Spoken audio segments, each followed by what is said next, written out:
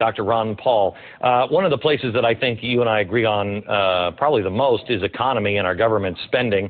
We're spending ourselves right back to 1929, if we're lucky, I believe. And boy, there's some just bad things that are popping up that nobody seems to want to look at. 70% of the real gross domestic product in our country, 70% is just from people spending money. How did we get to this point? And more importantly, as President of the United States, what would you do to get us out of it? Well, we have to stop the spending. We have to bring our budget under control. We can't raise taxes to cut the deficit. We have to cut spending.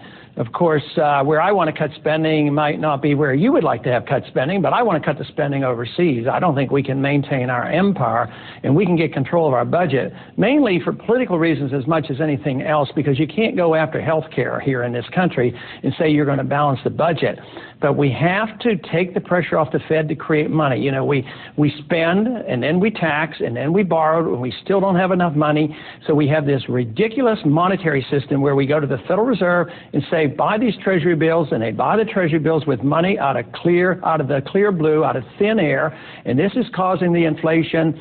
The cost of living for our retired people now are going up probably 10% a year, and they're getting cost of living increases at 2%. This is why so many people are unhappy. So we have to deal with the budget. To me, it is the most critical thing, and if we don't, we're going to have a financial crisis and a dollar collapse. It's going to be a lot worse than it was in 1979, 1980, when we saved the dollar with interest rates of 21%. Okay, hang on. You say that you want to cut it in foreign spending, and we're going to get to that here in just a little bit.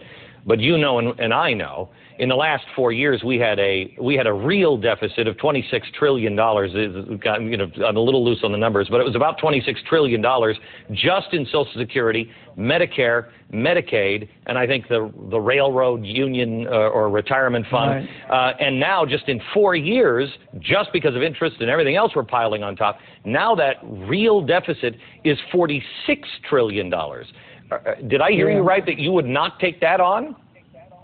Oh, no, we have to, and those are future obligations. What I was talking about was tomorrow's budget. We have to immediately change the tone of it so that we don't have these huge deficits and we continue to increase it. But, you know, the Republicans were elected to do something about that, so what did we do? We passed doubling the size of the Department of Education and had prescription drug programs, increased these entitlements, and they can't be paid. And this is why the young people are frightened by what's happening. I think it's one of the reasons the young people are coming to our campaign is that I want them to get out of the system. I want them to get out of Social Security if they want, and I want us to live within our means and cut back. But we need to cut these domestic programs. Ronald Reagan, you recall when he ran on to getting rid of the Department of Education. You know, I still believe that we should do that. I don't think it helps education, spends all this money. You know, but we have to do something or we will have a crisis. You say you want to cut all of these things, you want people out, and so do I.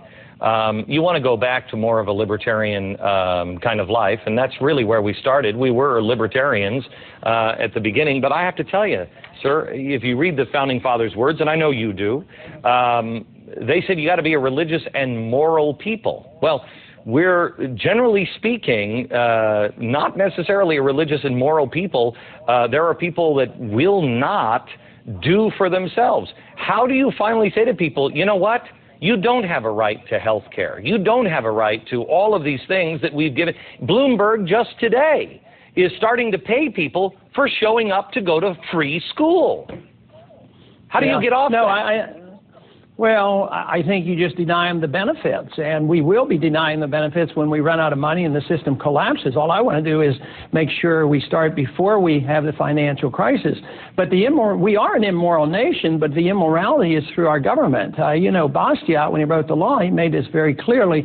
The point, he says, if you and I can't steal from our neighbors, we don't have the moral right to ask our government to do the same thing. So it is the moral aspect of the law, and we have become an immoral nation because we think that if you transfer wealth through the government force, that it's legitimate, it's an entitlement, and they have a right to it. And as long as we have that, no, there's no way, you and I would probably agree with that, there's no way we can solve our problems. But if you feed the system and allow people to get these benefits and perpetuate the welfare state, it never will reverse. So I say let's start reversing it and start cutting the spending. Back in a second with presidential candidate Ron Paul.